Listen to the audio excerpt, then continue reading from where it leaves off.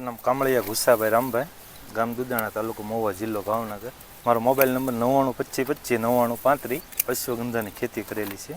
આ મેં માહિતી યુટ્યુબમાંથી બધી લીધેલી, સર્ચ કરીને પછી ઓનલાઈન બી મગાવીને વાવેતર કરેલું છે.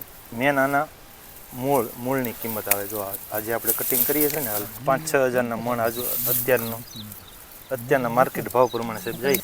બી પણ વયું જાય છે 300 થી 800 સુધી. આમ તો આખો છોડ ઉપયોગમાં આવતો છે ને આનો? હા, આખો છોડ. આ મૂળ વયું જાય, જે બી નીકળે છે, રીંગણી ટાઈપના બી આવે છે, પાલો વયો જાય છે, ઔષધિઓમાં વપરાય છે બધું.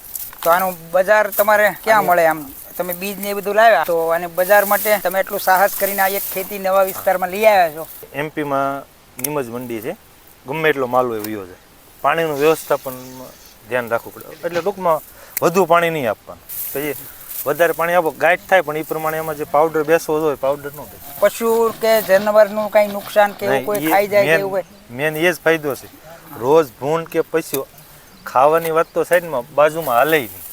આજુબાજુ મારે જો આ વાડીમાં હોય પણ આમાં નથી આવતું. આમ કેટલો ખર્ચો આવે આને? બિયારણનો અને મજૂરી ખર્ચ લાગે, બીજો કોઈ ખર્ચો આમાં. એવી કોઈ ખાસ માવજતની જરૂર ન પડે ખર્ચ માટે, એટલે ખર્ચ વગરની ખેતી કહીએ તો પણ ખેતી ચાલે. વીઘે 10-15 હજારનો ખર્ચો ગણી લેવાનો, કારણ કે હાથે નીંદાવું પડે. એકવાર નીંદાવું તો આરામથી વીઘે 70-80 હજાર તો ખર્ચ કાઢતા આરામથી વધે. તમે આ ખેતીમાં માનો કે બીજાને સહભાગી કર્યા હોય કે ભાઈ નવી ખેતી, હવે આજે આધુનિક જમાનાની માંગ છે, ટેકનોલોજી અને નવી ખેતી, તો એમાં અત્યારે તમે એક સાહસિક ખેડૂત તરીકે આ સાહસ કર્યું, પણ તમારા જેવા યુવાન ખેડૂતો એક સાથે 5 કે 10 ખેડૂતો ભેગા થઈ અને અડધો વીઘો 12 વીઘો આવી નવી કોઈ પાકની ખેતી લઈ આવો, તો મને લાગે આમ સામૂહિક રીતે કરો તો કોઈને તો મોંઘું ન પડે અને જથ્થો થાય, તો તમે બજાર વ્યવસ્થામાં ઉભા રહી શકો એકબીજાની પ્રેરણાથી. એવું નથી લાગતું તમને? 100%. 5-10 ખેડૂત એક સાથે કર્યું હોય ને, એવા વેપારીઓ છે અહીંયા આવીને લઈ જાય, પણ એને સામે જથ્થામાં ક્વોન્ટિટી માલ હોવો જોઈએ. આવતા વર્ષે અમે નક્કી કરી નાખ્યું 8-10 ખેડૂત કરવાના છે. બિયારણ મારે ખુદને તૈયાર થાય, બિયારણ હું બધાને આપવાનું.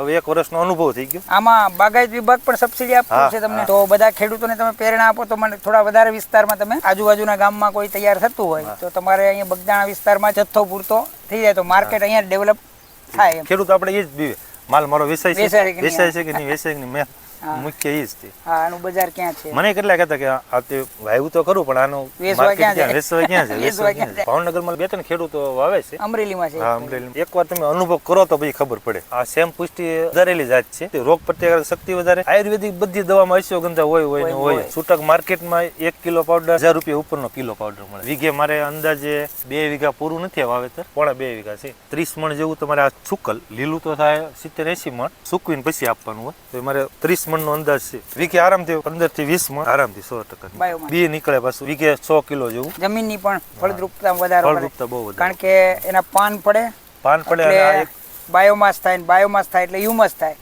એટલે જે બેક્ટેરિયા જમીનને જોઈએ એનો જથ્થામાં વધારો, અને જે અમુક જે દુશ્મન ફૂગ છે એનો નાશ કરે. તમે ખેડૂતોને શું પ્રેરણા આપો? આ ખેતી કરી તમે? મેં આ વર્ષે પહેલી વાર ખેતી કરી, મારો અનુભવ સારો રહ્યો છે. અને અત્યારના સમયમાં સાહેબ જોતા હું તો ખેડૂતને એટલું કહું કે આપણે શેણા કરીએ, ઘઉં કરો, એની કરતાં આ રીતની ઔષધિ ફસલ કરો ને, વગર મહેનતે ઓછા ખર્ચે અને તમારે બેનિફિટ નફો સારો હોય. કાંઈ નહીં કરો તો ખર્ચ કરતાં 50,000 તો ગેરંટી વધે.